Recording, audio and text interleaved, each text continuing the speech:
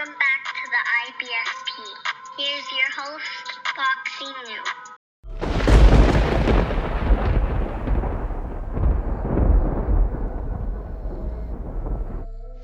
Welcome back, fight fans. Welcome back to the most protected boxer in the world, Gervonta Tank Davis. And let's just break it down honestly and objectively as possible. Now, Gervonta Tank Davis, he's a two-weight world champion. He's only 25 years old, and this guy's the most protected fighter in the world. Now, if we got to be honest about the kid, Gervonta Tank Davis has some power.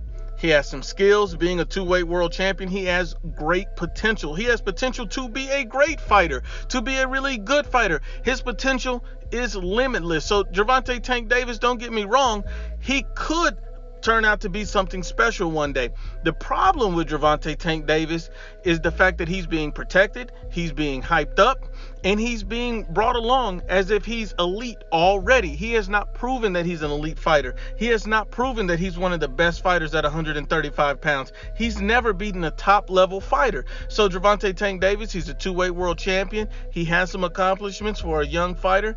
And he has potential, but he's not there yet, and he's being protected, which is stunning his growth. And also, you got to look at Gervonta Tank Davis. At this point in his career, this guy is not disciplined. He's missing weight.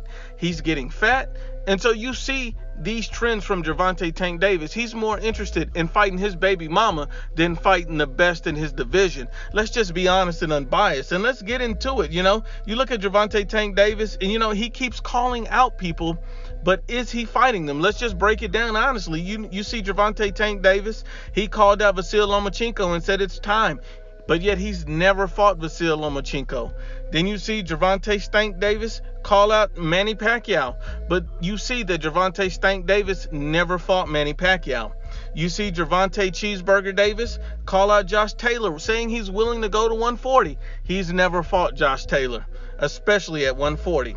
You see Gervonta Tank Davis calls out Tevin Farmer. Never fought Tevin Farmer. You see that Gervonta Tank Davis is doing a lot of clout chasing. He's doing a lot of calling. He's doing a lot of Twitter fingers, but he's not actually making the fights. He's not getting the fights done. A lot of people like to say, well, Gervonta Tank Davis, he would demolish this guy. He would demolish that guy. The only thing Gervonta Tank Davis is demolishing is a cheeseburger. That's the only thing he's demolishing. This is why he misses weight. He's undisciplined. He's not focused. So we got to be real about the kid. And then it's showing in the ring. And, you can't keep fighting, lower tier competition, guys who are set up in showcase fights, and then, hyping them up like they're something special. And when Gervonta Tank Davis blows past them, guys act like it's the second coming of Floyd. Let's just be real about the guy. Look, Gervonta Tank Davis, he fought a Yuriorkis Gamboa, an old Gamboa, a Gamboa who is well past his prime, a Gamboa who's very chinny, a Gamboa who's been dropped 14, 15 times, who's been knocked out multiple times. This Gamboa, you look at it, this was set up to be a showcase fight for Gervonta Tank Davis. But then, Gervonta Cheeseburger Davis turns around and goes 12 rounds with the guy who tore his Achilles in the second round, who's 40 years old. So, you see that Yuriorkis Gamboa has been pumped up to be his best win. This is what this guy's saying, that this is his best win. If that is your best win at 25 and you're a two-weight world champion, what does that say about you? What does that say about you? And you went 12 rounds with a shot fighter, an old fighter, a fighter well past his prime.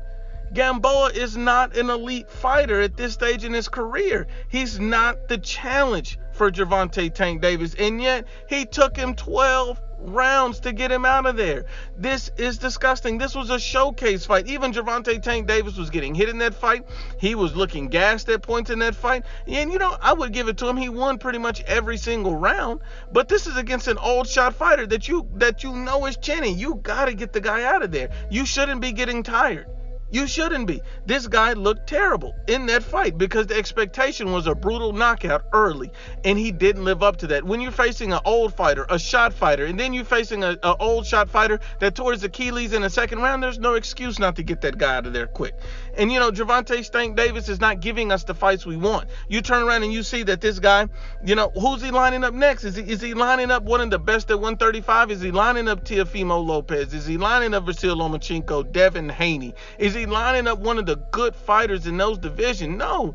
Who is he lining up? He's lining up Leo Santa Cruz, A guy who's going to be made to be yet another showcase fight for Gervonta Stank Davis. Gervonta Stank Davis wants to fight a Leo Santa Cruz fighter, and we all know why. Because he's looking to get the Mexican community fans based off of Leo Santa Cruz. It's a ploy that the PBC, goes after often. You see Floyd Mayweather Jr. did it. He went after a lot of Latino fighters.